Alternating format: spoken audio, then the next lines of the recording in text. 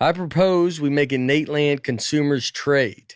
Ooh, this is interesting. Nateland receives Greg Warren. The consumers receive Brian Bates in a 2028 second round pick. Well, come on, guys. I mean, I think that. It is so funny to think that we just do trades and podcasts. Would you do that? Yeah. Just ship me off to San Diego? We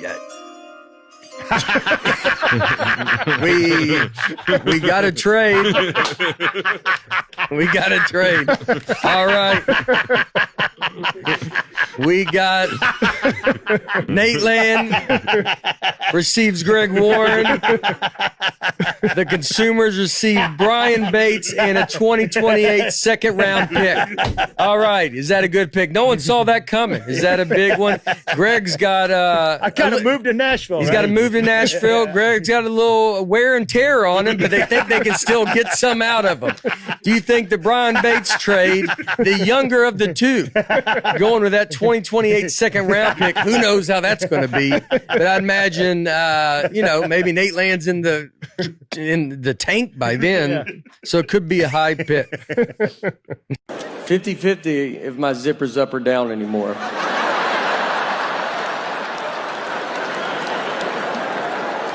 It's a true flip of the coin. I don't know what's happening. I've zipped up my whole life. And now, just head out. I'm like, all right, I'll see you boys later. Just head out. Take my pants off at home. They come off easy. I'm like, that was 4 hours I was walking around like...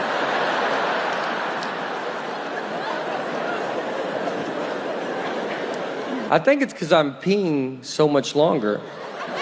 And I'm not used to this new old rhythm yet. Because in your 40s, there's a lot of false stops. You learn pretty quick to be like, let's hang back. Let's let traffic thin out a little bit.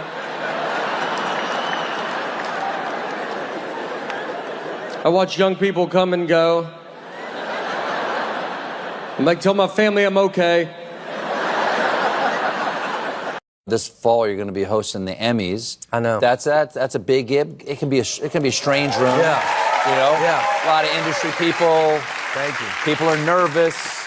I'm nervous. If they're nervous, am I going to win? And if they lose, they don't want to be there anymore. Mm-hmm. So, do you have any plans? What do you got? My plan was you. I was going to really rely on you. You've done it. Sure. Yeah. So it's like, I don't know. It's like, did you watch all the shows? I haven't seen all the shows. Oh no, I don't have time for TV. Yeah. I hear you were good on SNL. I'm looking forward to that. Yeah. I don't know. I think I'm gonna try to bring it. I guess I'll just do what I do. Like, I'm very self-deprecating and try to bring it inward. I know it's like a tough thing. You're up for all these awards and all this stuff, so you don't want to just be. I want everybody to have a good time and try to make it as lively and fun as a moment, and I'll make fun of me, and then... Do you do song and dance or anything like that? No, I don't. This is it, man. You get this energy at MSG or here, because it's only this energy. So if you're not on board with this, it's going to be a long ride. I got all kinds of friends now, single, married, divorced. I got one friend, he got married, divorced, remarried the same woman. I talked to him a few days ago. He said, I'm depressed. I'm like, why are you depressed? He said, I'm having marital problems. I'm like, dude, you're not having marital problems. You have a learning disability.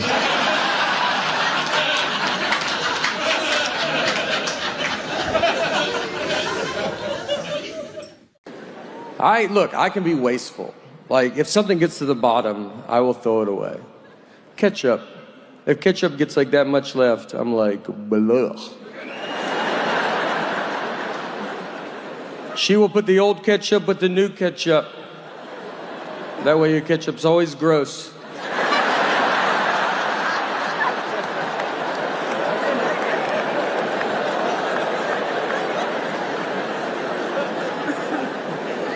Toothpaste.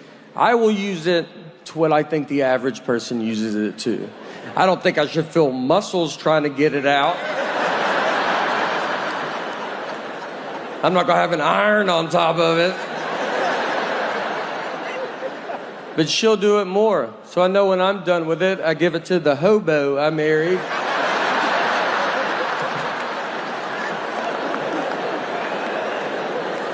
She cuts it, gets it all out.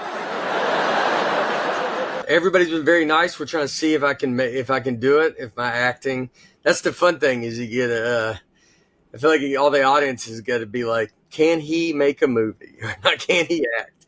And so I have an acting coach. It's been great. And you're on set, and we were, yesterday we just shot for like 12 hours till like 10 o'clock at night or something. And everybody's very nice. I got some people that I've known in the movie, so I'm very comfortable with. Mandy Moore is playing my wife. She's great. The children that are my children, they're like real deal actors. So, I've got myself around people that know what they're doing. It's more fun than I thought. I didn't know for sure. I'm kind of on the go. And so like when you're going to be stuck somewhere for like a long, for 2 months filming a movie and the movie doesn't come out till March 13th of next year, you're like, I don't know if I'm like waiting and all this kind of stuff. I see it now. And like, as you get in it and you're shooting fun stuff, and I'm just learning what you can do, what can you do in a movie? I love it. I love it right now. You can ask me again in a month and a half and I'll tell you and see what happens. But right now, I love it. After 2 and 10, something had to change. Evolve or else.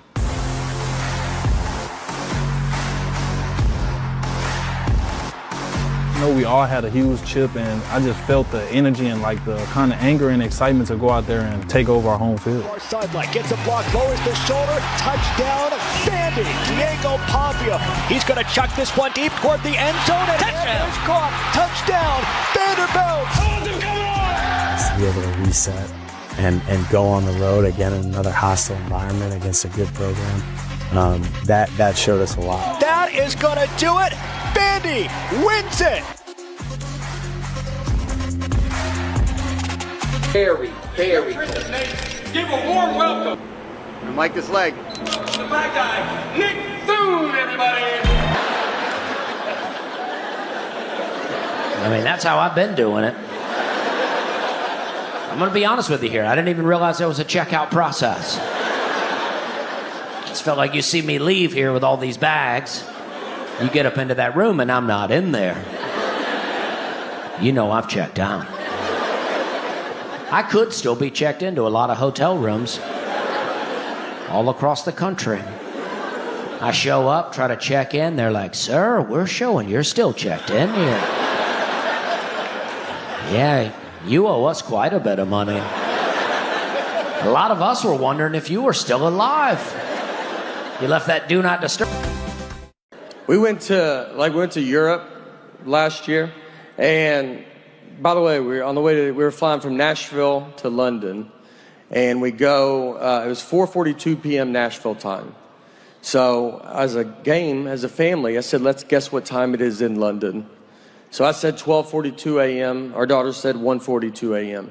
My wife, her guess was 11, and that's it.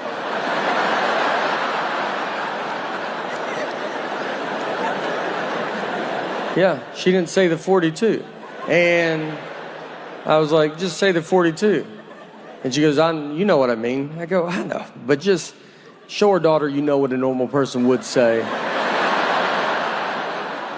Vanderbilt went to their first bowl game in football in like 20 years, in 2008. And so we all go to it. We're very excited. It's at Tennessee Titans Stadium. So me and a bunch of buddies get together. We go tailgate. We get cornhole, a grill. Like we're going all out. And my ticket was at will call. So I was like, look, I got to go get my ticket. I'll be right back. So I go get my ticket. And before the lady gives it to me, she ripped it, which means you have to go in. And it was, a full 3 hours before the game starts. I was like, I don't want to go in yet, And she's like, you have to go.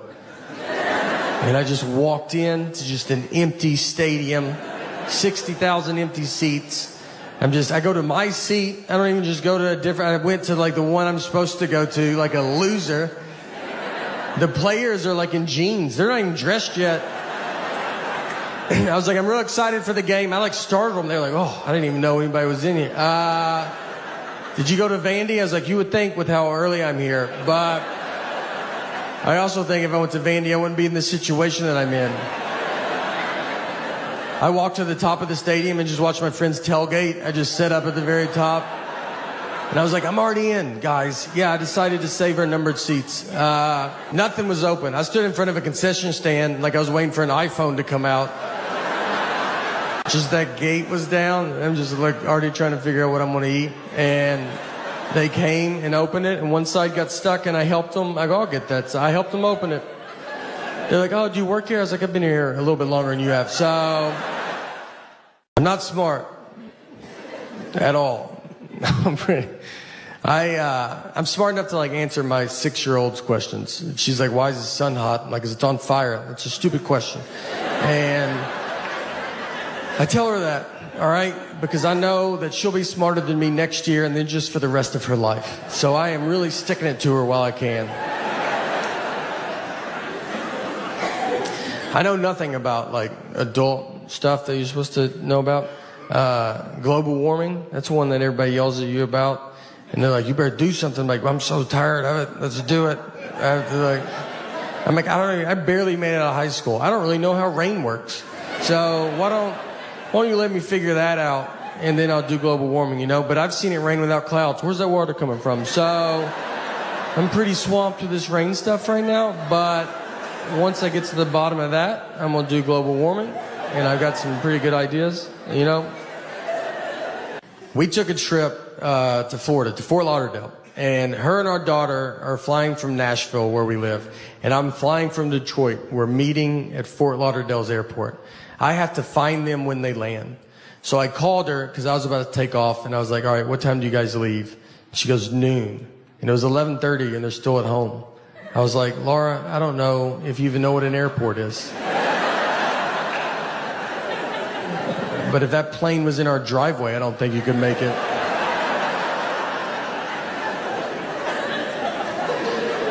And she said, that's what time we leave for the airport. Our flight's not till 1:30. And I was like, all right. So, what do you think I wanted to know when I asked that?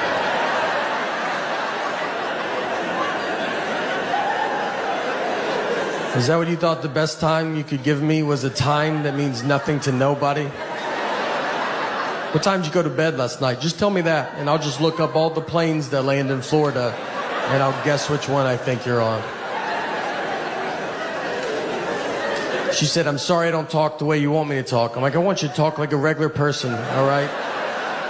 Like you've been around people before, you know? We didn't talk in Florida, I'll tell you that. Our daughter is in 3rd grade. And for 1st grade, she started taking the bus. And it was the first time she ever took the bus. So if you know as a parent, you walk them to the bus stop. It's very fun. And so we got her on the bus. She went to school. At the end of the school day, someone from the school called my cell phone. They have my wife's cell phone. They have my cell phone. They called my cell phone. And she said, hey, do you know what bus number your daughter's supposed to be on? And I said, I'm her dad. I said, are you crazy? I was like, this is how you thought you would get this information, was to call the dad? You saw a mom and dad's cell phone. You go, I bet the dad knows. I was like, do you have parents? Have you ever seen a family before? You thought, let's call the husband? Unless there's 2 husbands, you should never call a husband a day in your life. I would rather you ask a lady that doesn't know her. I think she could get to the bottom of it quicker than I can.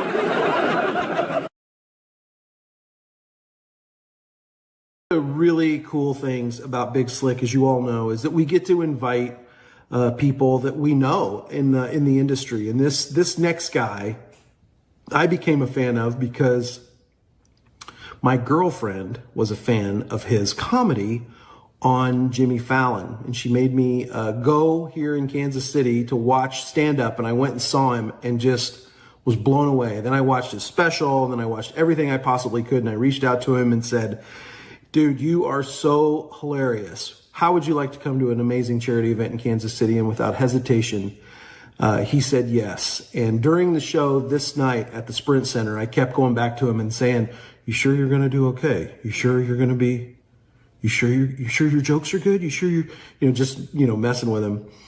He proceeded to get up and tear the Sprint Center down. I've never seen a crowd rush to give a standing ovation like I did that night. Ladies and gentlemen, may I introduce you to my friend, Nate. How do you say his last name again? Nate Bargatze. Enjoy.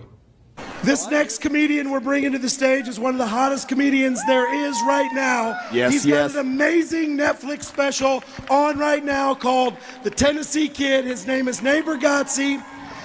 He's here to perform for you right now. Give him a big Kansas City welcome. Yes, yes. Nice. We got him. We got him. All right. Thank you. Thank you.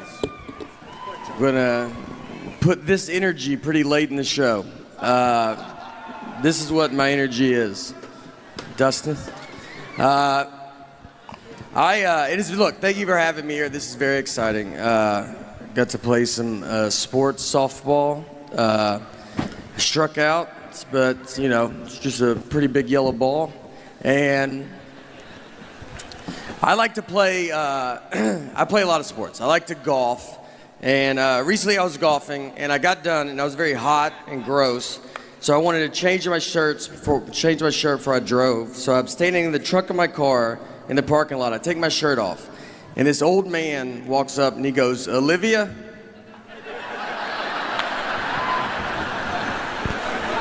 He was looking for his elderly wife and saw me with no shirt on. I covered up. I was like, "What's that?" And he was like, "All right, honest mistake." And I was like, "That hurts worse than saying Olivia." I don't know who he offended more, me or Olivia. I think we could both have a word with him. I'd love to meet her, though. I'll tell you, I'd love to see her and be like, "All right, I get it." It was an honest mistake. I don't have a good body. That's the message. It's not. You ever wear those Under Armour shirts, those skin tight ones? Like, I look better without a shirt on than with that shirt on. It just shows the worst parts of your body. They have like plastic surgery, how they draw markers on you? They should just put you in that shirt and be like, obviously you can see what we're gonna go after.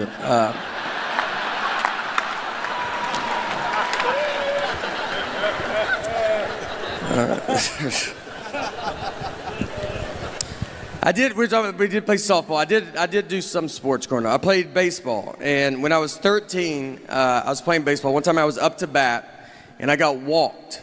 So I take my base, I get to first base, and I turned around, and the catcher was still standing there, and he was holding the ball. He's like staring at me, like he was daring me to run. And I was like, "All right, dude, I'm gonna go."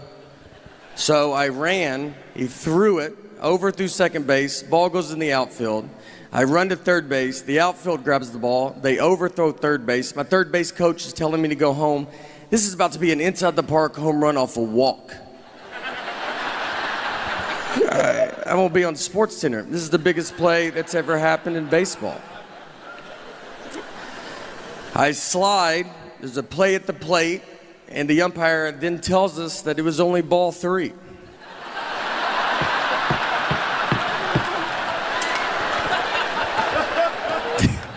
This is exactly true. So, I've got to get up. Everybody's got to get up. I got to get my bat right where I left it. I got a bat again. It's 3 balls, 2 strikes. Next pitch, immediately strike out. I'm exhausted and just over baseball. Here's what I learned, though, that day. Here's what I learned. I learned that if you're confident, you can get away with quite a bit. Because no one tried to stop me, and they should have. They knew I wasn't supposed to go. That's why the catcher was holding the ball, because he was like, "I don't think he's supposed to be going yet." And then I just run to second. He's like, "Guess I'm wrong. No one's that dumb." And then he launches it into the outfield, who's barely paying attention.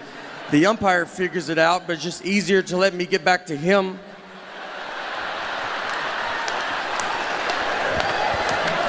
No one ever told the parents either. No one ever explained it to them. And they were cheering pretty hard. It's a pretty exciting play to watch. And they just see me slide into home and just stand up and bat again. Like that's just a rule in baseball.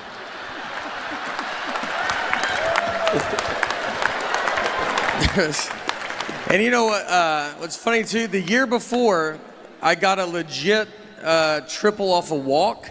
So in that moment, I'm like, this is just what I do. You know, like, I was like, don't walk me. Like, this is my thing, all right?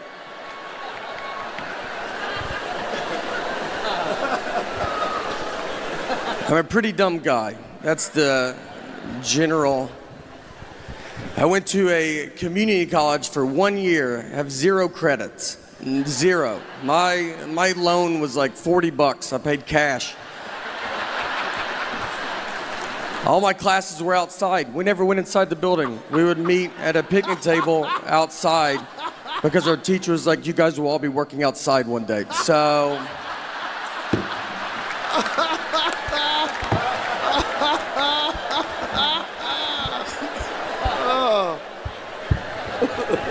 I've like thought about like if I could time travel, if I could go back in time knowing everything I know now, I don't think you would even hear about it. I think I would just get stuck. I don't know anything. Like I don't think I could. I think if I went back, I don't think I could prove I'm from the future. Like who's the next president? I'm like, just name someone and I'll tell you if I've heard of them or not. But I have no idea.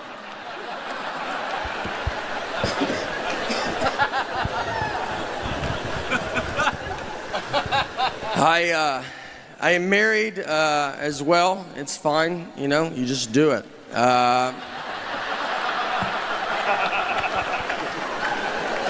This is what marriage is. It's just one guy talking and the other's like, I'm gonna get out of here. This is not. My wife, one time we were out on the lake with some of our friends and we were floating around in the water and there was a guy in a boat right next to us, and my wife was like, oh, that's my ex-boyfriend in that boat. I didn't know who he was. She didn't have to say anything at all. She was just basically like, are you having fun? Because I would like to put a stop to that, and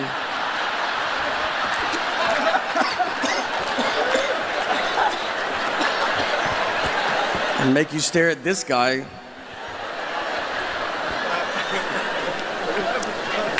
So I was staring at him, and then I looked at her, and she was staring at him, and I felt like she was staring at him to see what her life would be like if she didn't marry me. So I started staring at him to see what my life would be like if I didn't marry her. I mean, we were putting so much pressure on this guy, and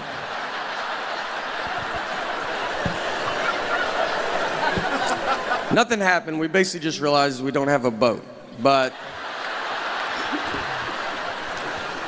my friends were like, you shouldn't try to fight him. Why didn't you go fight him? I was like, I don't know, because I would have had to swim over to that fight. I don't know how intimidating that is for a guy to see a head in a life jacket floating his way. And then I got to get in the boat. Have you ever tried to climb into a boat from water? It's not aggressive. It takes an hour if no one is in the boat. I would need his help. That's how that fight would start.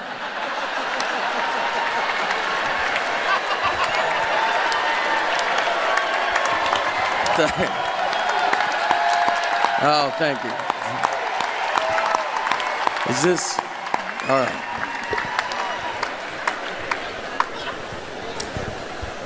We fight a lot, my wife and I. If we're gonna fight, she'll give me the silent treatment. And the silent treatment is very common. Everybody knows what it is. And I think you're just born knowing it. I don't think you're taught it. You know, it's just like something that's inside of you. Here's what made me realize that. I was rewatching the movie Sixth Sense.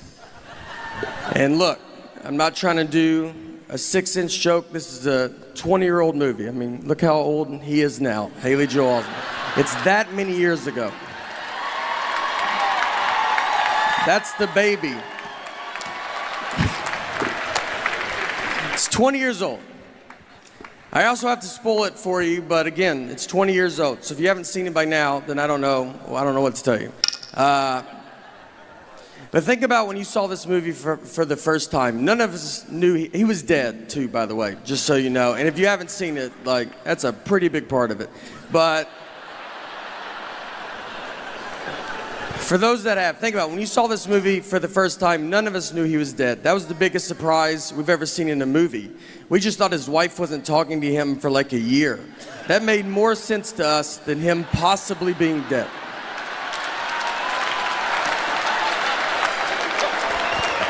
And they don't hide him dying. A guy shoots him with a gun to start the movie. And we watched it for 2 hours, just like, this is what a movie about marriage. This is what marriage is like. Even if you get shot, it's your fault.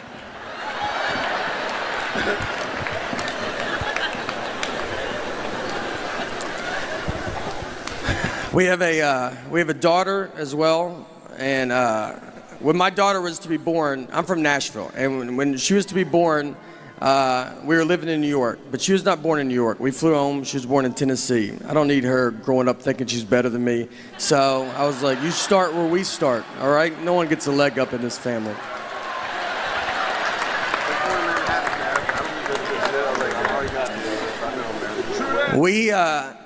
I love having a kid. Kids have very weird energy. Like their energy is like they want to fight you. They stare at you. They stare at just strangers for so long. And you try to stare back like, I will fight you in front of everybody. And they just look through you. Like, please, I would love it if you tried. I'm a big chain guy. I go to a lot of chain things. I just like to go to businesses that are doing good everywhere. I'm a big McDonald's fan. I go there quite a bit, and I take my friends, and every time I go in there, they're like, I haven't been here in forever. It's like, don't act like I'm the one keeping them afloat, all right? They're doing real good. So I went in with a buddy of mine, another comedian named Louis J. Gomez. And me and Louis, we go in, we ordered our food at McDonald's, and we sit down at our table. And then Louis went to the bathroom. He left me alone with his food. So I was like, you know what? I'm going to play a prank on him. So I grabbed his hamburger, I unwrapped it, I took a bite out of it, and I wrapped it back up and put it back on his tray. That's my big prank, right? Like when he comes back from the bathroom, I'll be like, dude, did they just eat your burger? That's crazy that they're doing that, right? Is that crazy? It's a dumb prank. It's harmless. It should never leave the table. All that should happen is Louis should come back, he should open his burger, and his first reaction should be to look at his best friend who's sitting with him, who also, by the way, dabbles in comedy. And just be like, hey, I just want to run this by you before I unexpectedly go freak out on this entire McDonald's. That's what I thought would go down. Just a little, hey, did you touch my food the only time it's out of my sight? I just want to know before I try to fight a group of people that are going to be pretty confused on why they're fighting. But instead, I got to learn I'm friends with a lunatic and a guy comfortable fighting McDonald's employees because he opened his burger and could not have ignored me quicker. He looked at them so fast, almost like he expected them to do it, like it's happened before. And he's like, again with this. I will fight all of you till I find out who ate my burger. And he gets up, he starts walking towards them. I can't believe it's working. We have gotten so much farther than I'm prepared to get. So I just grabbed him. I go, dude, I ate it. Like, why would you not look at me once to see if I did this? And I get him to sit down, and it's weird. Like, everybody's looking at us. It takes 10 minutes for people to quit filming us with their phones. And it hits me. I'll just sit there. I was like, you're gonna get killed one day, man. I was like, let's pretend I'm not here. Let's pretend that someone did eat your burger that worked at this McDonald's. You're just gonna go blindly fight him. Not even try to size him up, see what he looks like.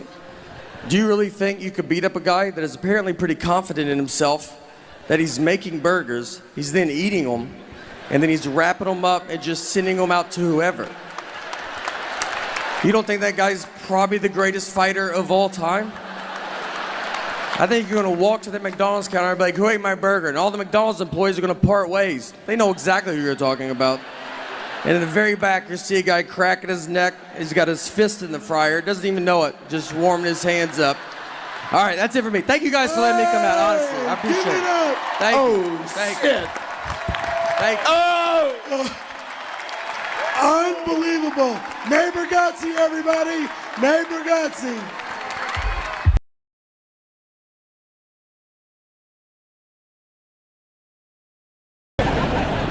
And everything's wet. So, everything's wet. Oh, hold on. Wait. Really trying. I know, it's all right. I know, y'all should apologize for y'all's fly. those Houston flies, you know how they are. Always want the spotlight. And I thought flies don't live long, and they live so long. Thank you.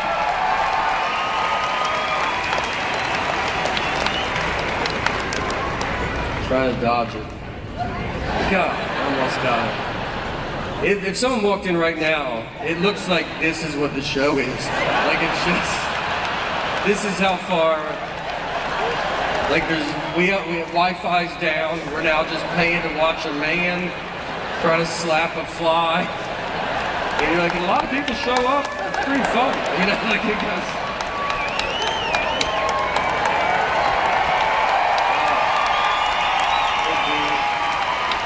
We're at a Holiday Inn Express. So the breakfast buffet there is where they have the cereal where you turn the knob and like 4 pieces fall out.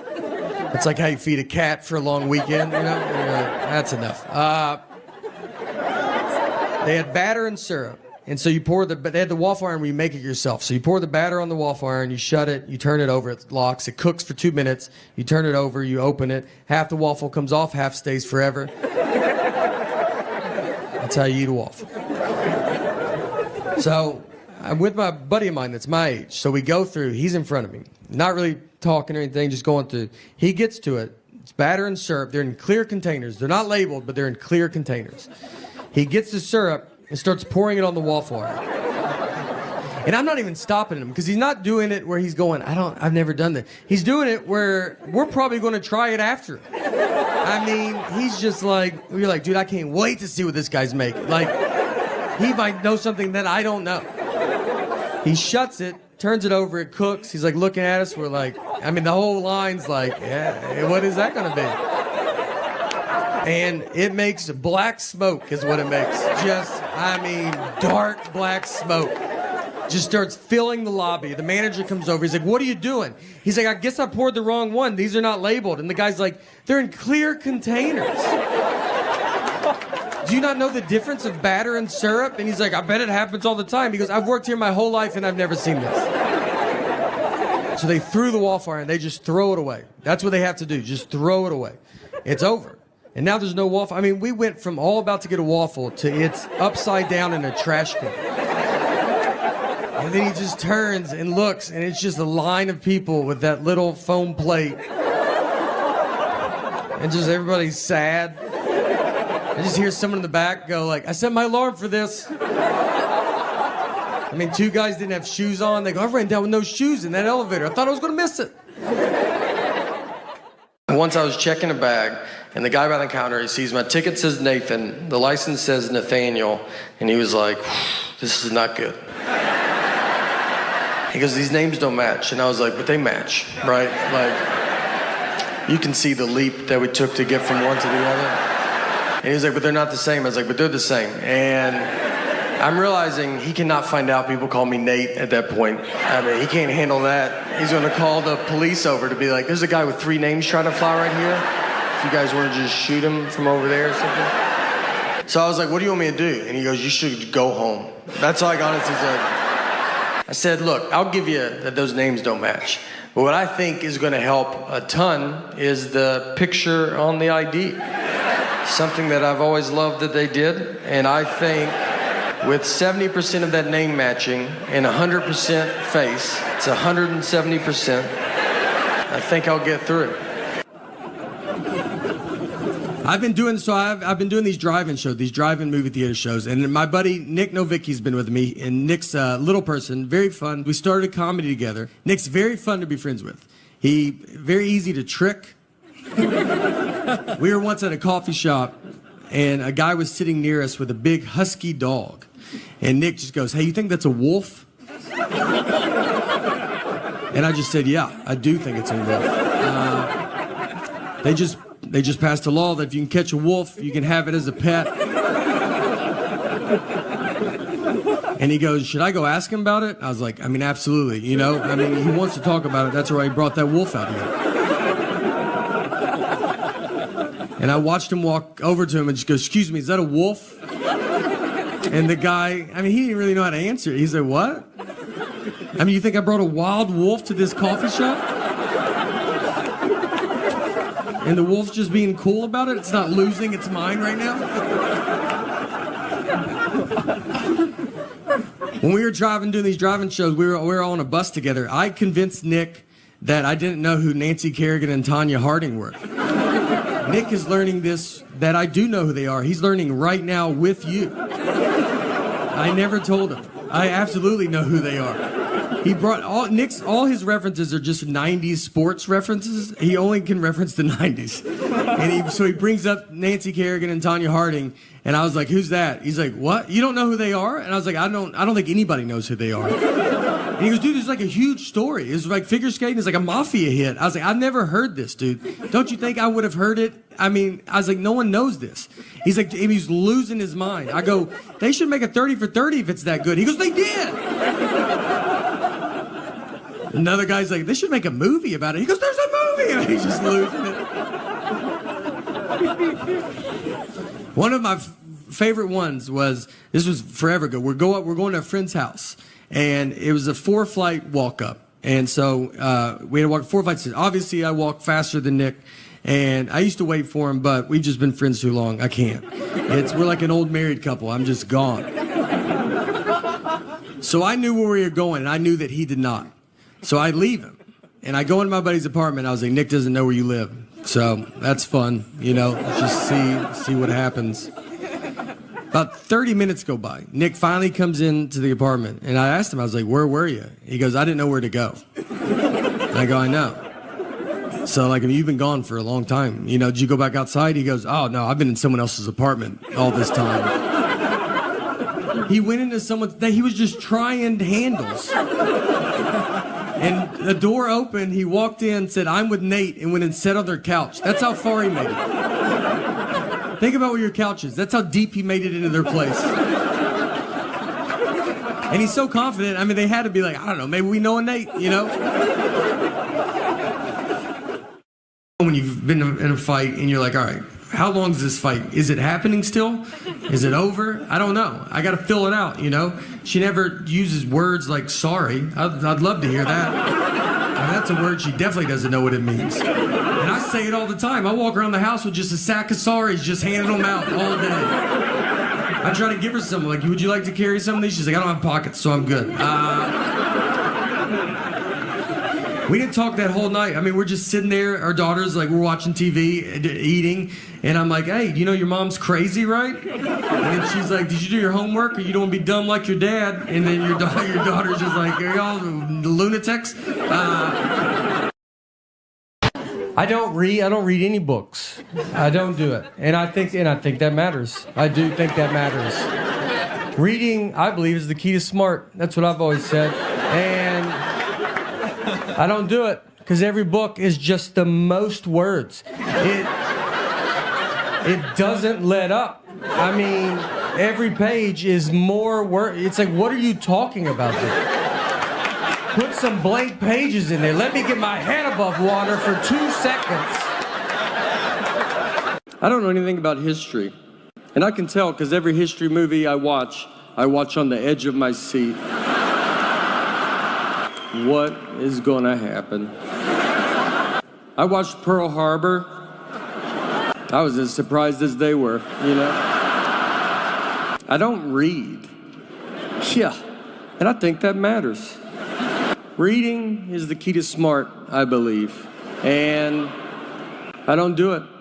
I think it's caught up to me. I want to do it. I like the idea of reading. I even buy books. But these books are the most words. And it's every book. You just open it and you're like, what are you talking about? And they don't let up. Every page, just more words. How about you put some blank pages in there? Why don't you let me get my head above water for 2 seconds? I can be wasteful. If something gets to the bottom, I will throw it away. Ketchup. If ketchup gets that much left, I'm like, blah. She will put the old ketchup with the new ketchup. That way your ketchup's always gross. Toothpaste. I will use it to what I think the average person uses it to. I don't think I should feel muscles trying to get it out. I'm not gonna have an iron on top of it. But she'll do it more. So I know when I'm done with it, I give it to the hobo I married. She cuts it, gets it all out.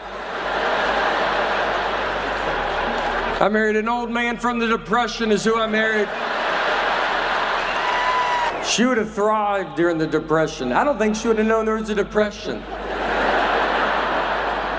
I went to career day for my daughter's school, and I get what I do is very fun. But I was nervous because I'm there with real people and they're smart.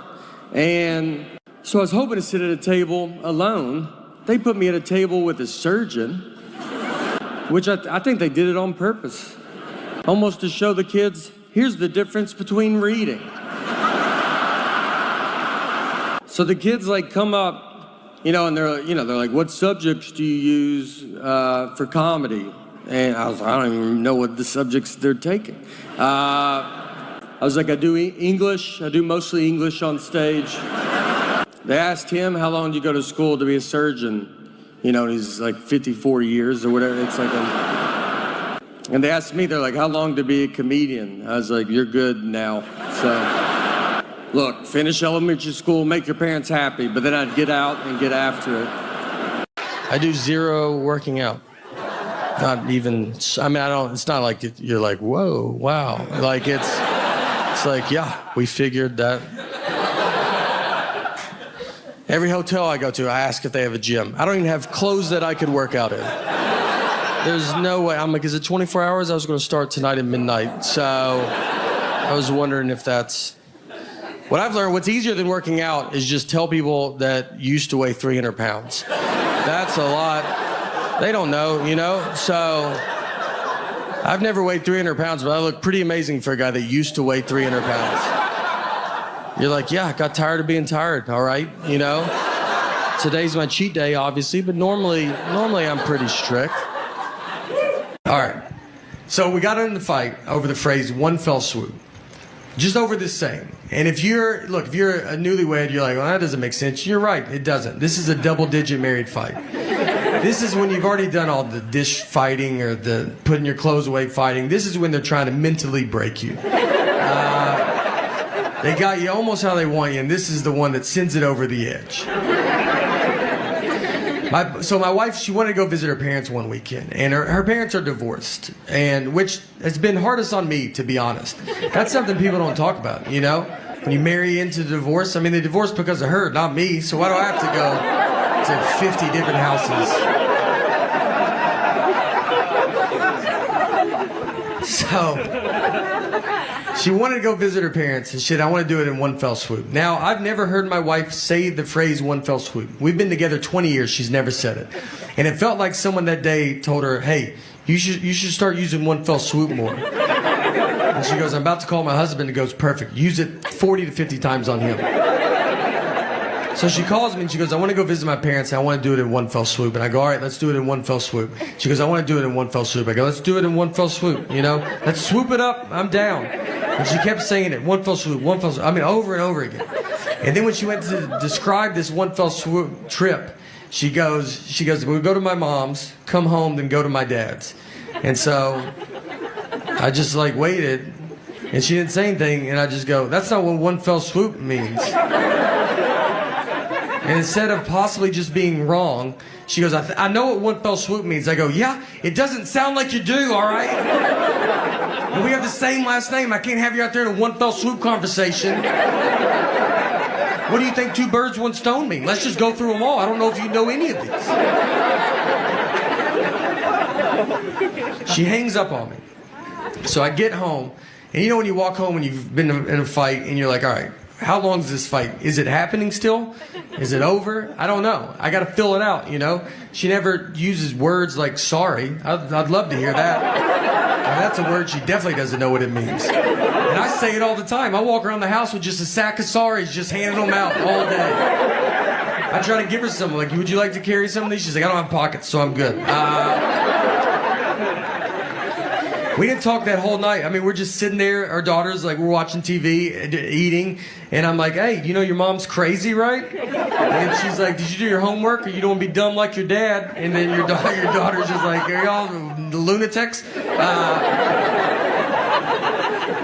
So I'm laying on the couch, and my wife just came over, and she kisses me goodnight, and then she went to bed. And that was it, you know? That was like, I felt like it was her sorry, I guess. But she didn't say it. And so I was like laid there, and I'm just thinking about it. And you think about it a lot, because you're like, all right. Because you learn, the longer you get married, sometimes it's like, just let stuff go. You know, who cares? And the next morning, I get up, and I kind of still wanted to talk about it. Because we didn't talk all night, you know? So I went into her, I was like, look, I got to tell you, I mean, it's just not what it means, you know? And that got it going real good. But I felt so good about this argument, you know. I thought about it all night. I was like, you got this one in the bag, man. You should bring it back up. I'm not trying to date her anymore. I'd like to win a fight. We're going to die together. I almost woke her up in her sleep. That's how much I was so excited. I almost just started shaking her going, it's not what it means. Our marriage almost ended in one fell swoop. So, it's supposed to be a clean show. I'm bringing this filth into it. I don't say the word sucks. Like, this sucks. I don't, because that was a very bad word in the 80s. And look, I'm sorry to say it now. My dad took us to see the first Karate Kid at the movie theater, and they said sucks in it.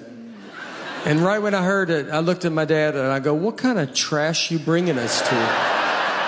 I was not allowed to watch anything. I mean, when they made The Simpsons, it was like, I guess they're just showing R-rated TV shows now. She does whatever she wants. She turned 18 and got a tattoo. And I was like, well, you're going to get in pretty big trouble when they find that out. And she goes, I'm 18. I can do whatever I want. I go, yeah, well, I'm 28 and I'm still hiding wine, so I don't think you can. Pardon my language, but I think it stinks what's going on. I think it stinks. I'm married. I'm still married. And thanks. Yeah. I like to say it, you know, like I'm at the same job, just like, yeah, no, still work there. Yeah, right out of high school. Only job I applied for. My wife will tell me that she always says that I don't like the way she talks, and it's not her voice. I like the sound of her voice. That'd be a big problem, I think, if it was like, it's your voice. I just hate it.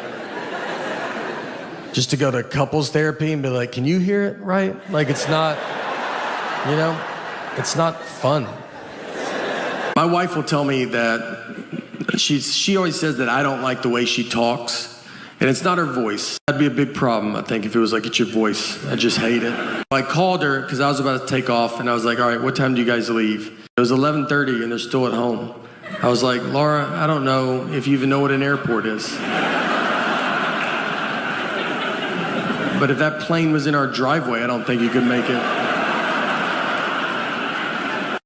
So, what do you think I wanted to know when I asked that?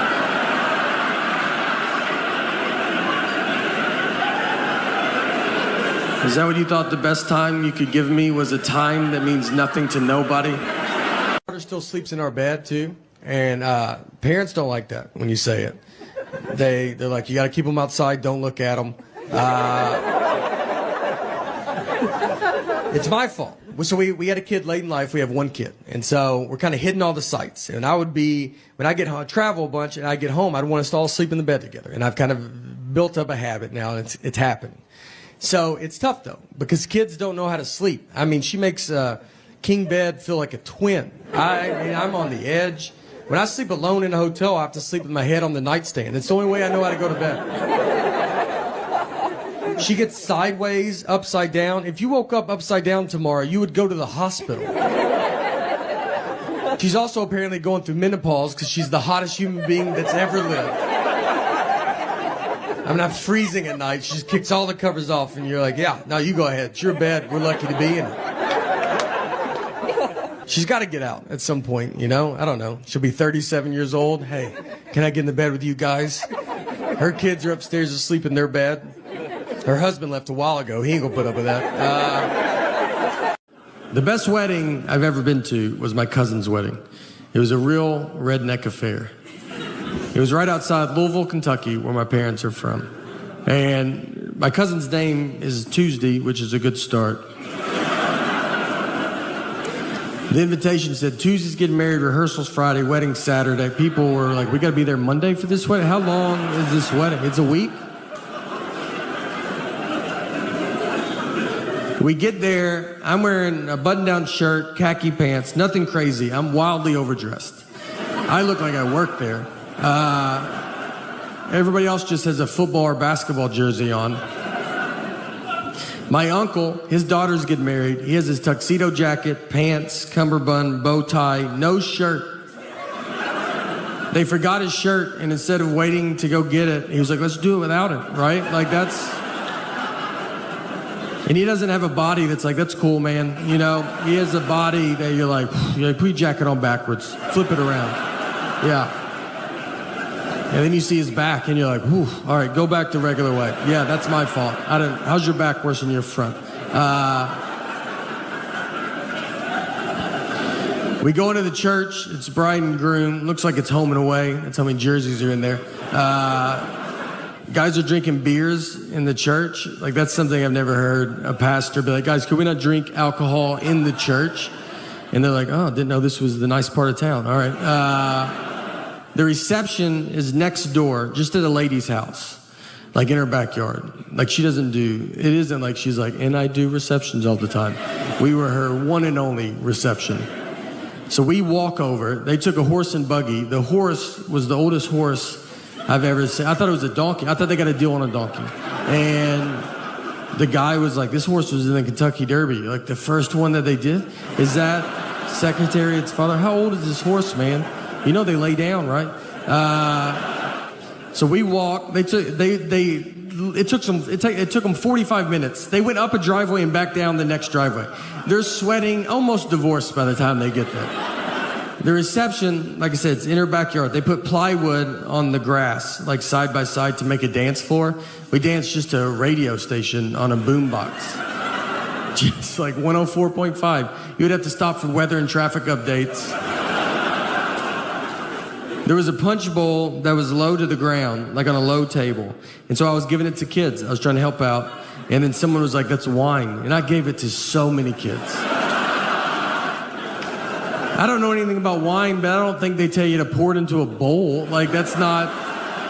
No one's ever like, let's get out of that box, get in a bowl. You know, let's let it breathe a little bit. I got a couple 9-year-olds pretty loose that night. We've been traveling around like crazy, doing all these driving dates that have been super fun. I like traveling. I love being on the road. I remember one time I was in Los Angeles, and I was going to South by Southwest in Austin, Texas the next day, and I had a really early flight.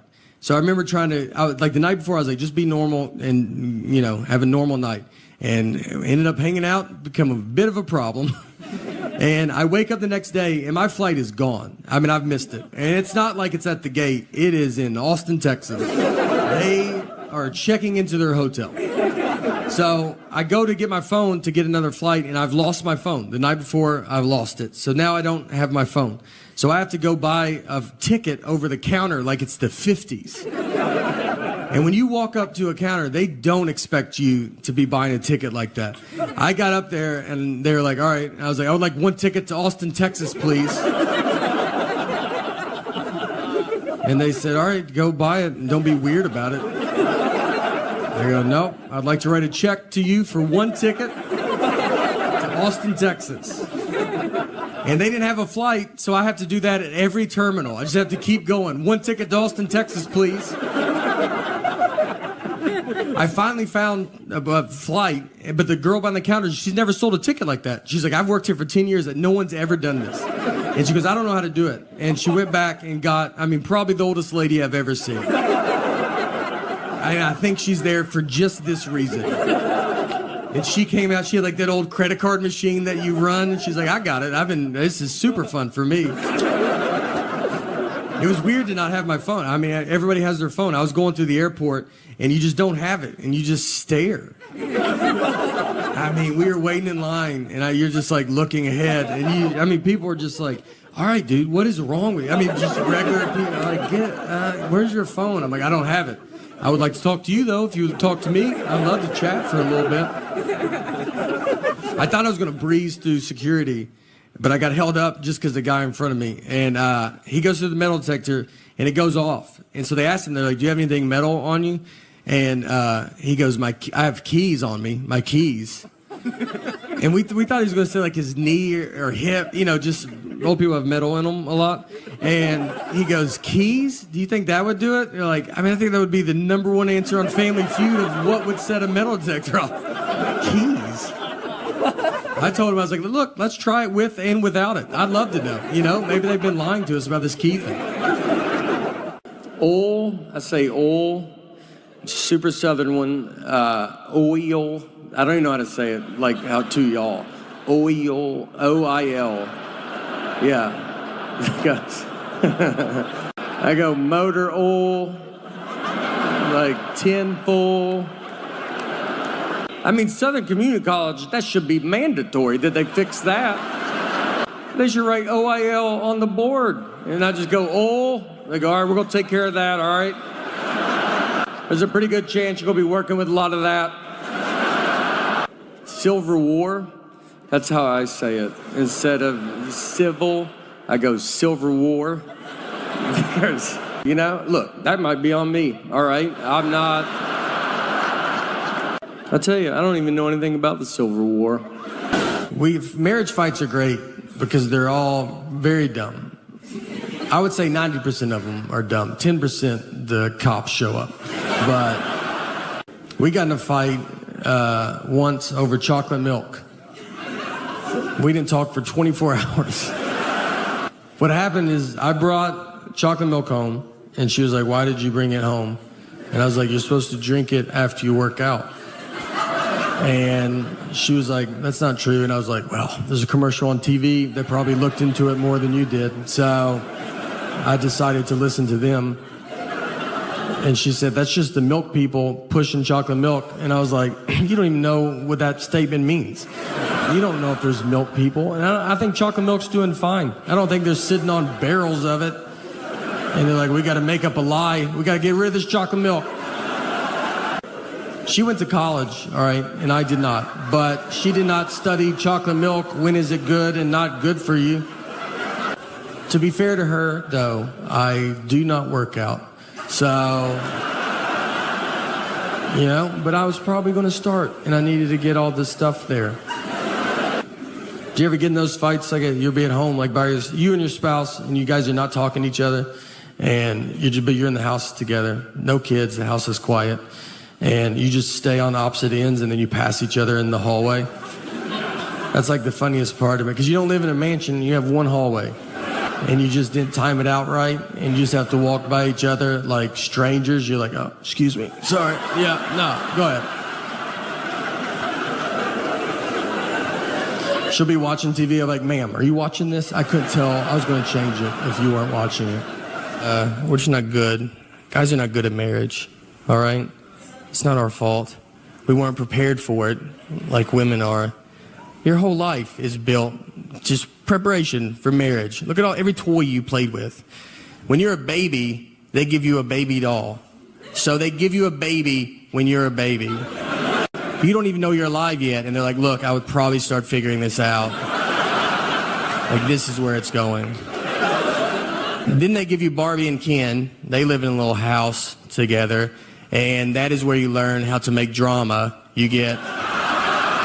Then you would play house, like you would like fake vacuum, just fake vacuum with your friends. That was awesome. And it's weird because like when I see my wife vacuum now, I'm like, she is living her childhood dream. She's made it. As a guy, we don't have any of that. What do we play Fort? You got to keep everybody out of where you are, especially girls. The only toys we had were Transformers and Ninja Turtles. Those are not even real things. None of them had wives. They weren't married. I never played with my Ninja Turtles, and I had them going to fight Shredder.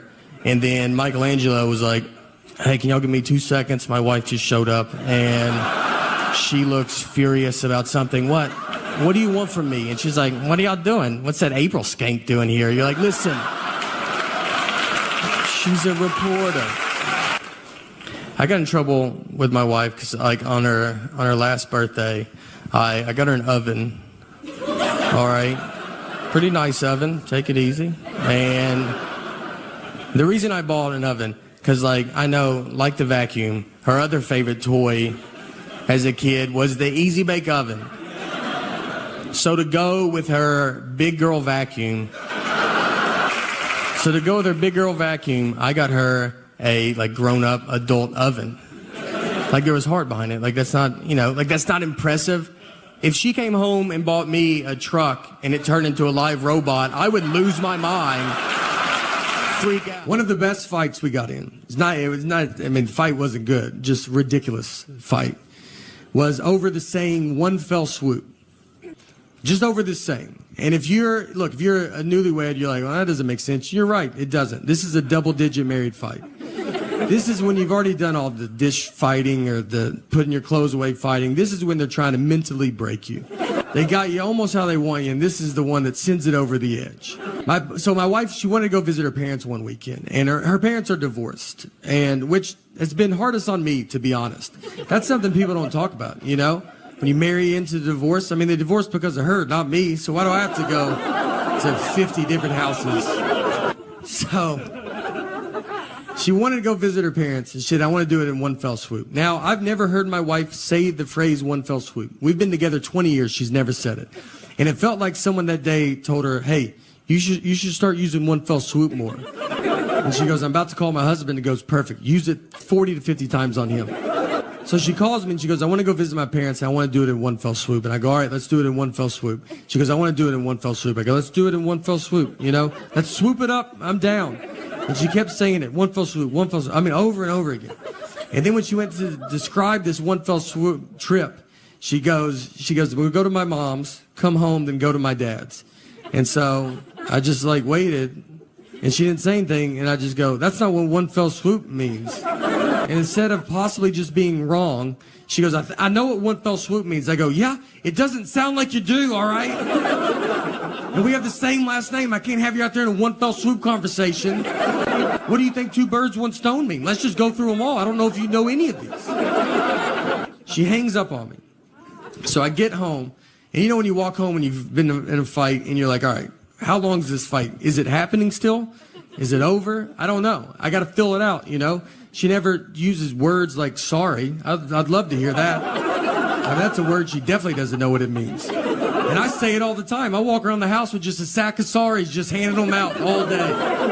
I try to give her some, would you like to carry some of these? She's like, I don't have pockets, so I'm good. We didn't talk that whole night. We're just sitting there, our daughters, we're watching TV, eating, and I'm like, hey, your mom's crazy, right? And then she's like, did you do your homework, or you don't want to be dumb like your dad? And then your daughter's just like, are y'all lunatics? So I'm laying on the couch, and my wife just came over, and she kisses me goodnight, and then she went to bed. And that was it. That was I felt like it was her sorry, I guess. But she didn't say it. And so I was laid there, and I'm just thinking about it. And you think about it a lot because you're all right. Because you learn the longer you get married, sometimes it's just let stuff go. Who cares?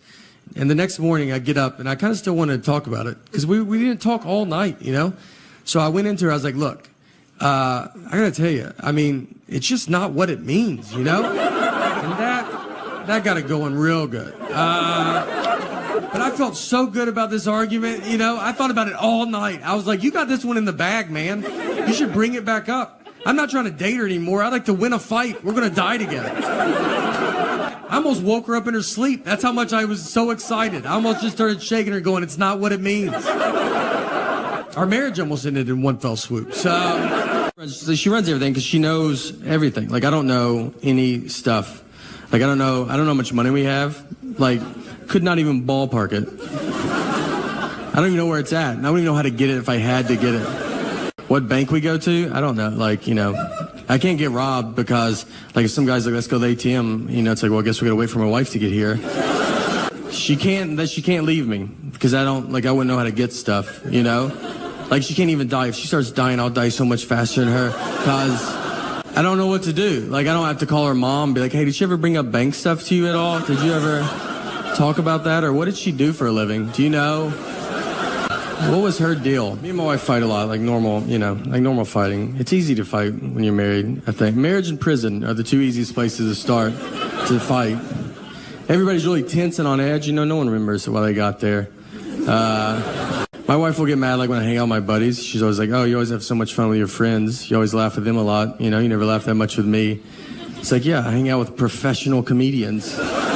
It's a pretty good time, Like, they make jokes, new jokes every day. She doesn't make jokes ever. She makes a lot of lists. She does do lists, though. Last year, my dad he's doing a show. He does these magic shows in prisons. And during the show, one of the inmates just stands up and says, I know your son, which is probably not the best place as a father to hear that. Just like, I know your boy. He keeps his mouth shut. He's good people. So, my dad, he goes, hey, he's like, all right. He goes, how do you know my son? And he was one of the guys that carried me up those stairs that day. I was 12 years old, and we've never known who carried me up those stairs. And then his brother saw me on the Tonight Show and was like, that's that kid that we carried up those stairs that day. So, it's pretty crazy. And so since then, I've been actually bringing him out to shows, and I'm going to bring him out tonight. And no, he's not here. He's in prison. But, yeah. Sorry. Yeah, trust me. Look, he would love to be here, trust me. Yeah, he'd kill to be here, to be honest. But I like to drink iced coffee with milk. And I told a story. I went into a Starbucks inside a Target. I ordered iced coffee with milk, and the guy gave me milk with ice in it. I did not want milk with ice. I wanted iced coffee with milk, and he heard milk with ice. I have learned that a lot of people do drink milk with ice. People send me pictures all the time of adults just drinking milk with ice, and they stay in the Starbucks. They don't even run to their car like, this is so embarrassing, I gotta stop doing it. Like, they do it openly. My wife puts ice in our daughter's milk, and I was like, oh, you do that because of my joke? And she's not a big fan of my comedy, so she was like, I haven't seen it. I was like, we have Netflix, and she's like, I don't think we do. I was like, I know we do. And she was like, I'm just so busy right now. I went to career day for my daughter's school, and I get what I do is very fun. But I was nervous because I'm there with real people, and they're smart. So I was hoping to sit at a table alone. They put me at a table with a surgeon, which I think they did it on purpose. Almost to show the kids, here's the difference between reading. So the kids come up, and they're like, what subjects do you use for comedy? And I was like, I don't even know what the subjects they're taking.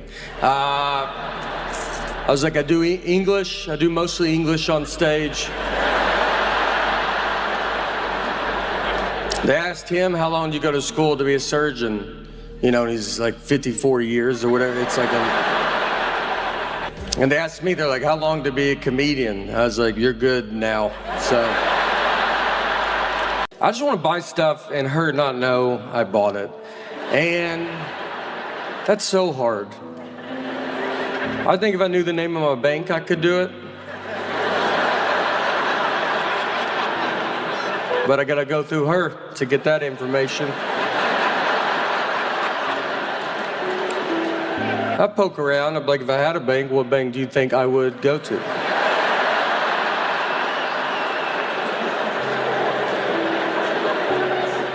I also once a week walk into a bank and go, hello, is my money in this bank? I was in San Francisco, and I bet there's a bunch of fun coffee places, and I live in my dumb world that I just want this one little drink.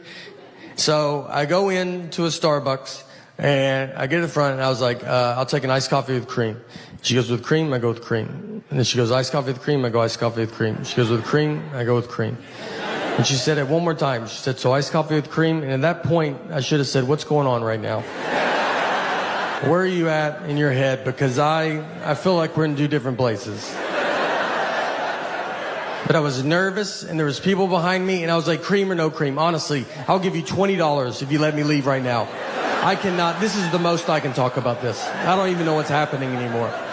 So I paid. I go stand in line, you know, where you got to wait for your drink. There's like 5 of us waiting for our drinks. So she puts the iced coffee up there first, no cream. And I was like, whatever. I'll just do it myself, you know? Like, I don't like doing it myself, but I was like, all right, I'll just do it. So before I could get it, she's walked back with a can of whipped cream, and she's shaking it. And I'm just looking at it, like, thinking that's someone else's. I'm like, someone's getting whipped cream. That's fun. One of you guys are getting whipped cream? And I look down, and she starts spraying the whipped cream on top of my iced coffee. She just yells out, iced coffee, whipped cream, yells it out. The other 4 people, they turn their back, like they don't want you to accidentally think that's what they ordered. And I'm just left alone, like, that's what you thought I said over there? You don't think I would have said iced coffee with whipped cream? You think I'm just some nut job? It's like, I've had too many problems in this Starbucks, so I'm only going to use the words that I want and no other words. Iced coffee, whipped cream cup. And they didn't have a top for it, so whipped cream, it doesn't sink and become less embarrassing. It moves. It's like a buoy in an ocean that everybody sees. And I'm just walking through the crowd like, this is my favorite drink. I don't know if you guys drink this at all. Is anybody? Nobody does this? I'm surprised. And I walked outside and threw it away and tried again at a different Starbucks.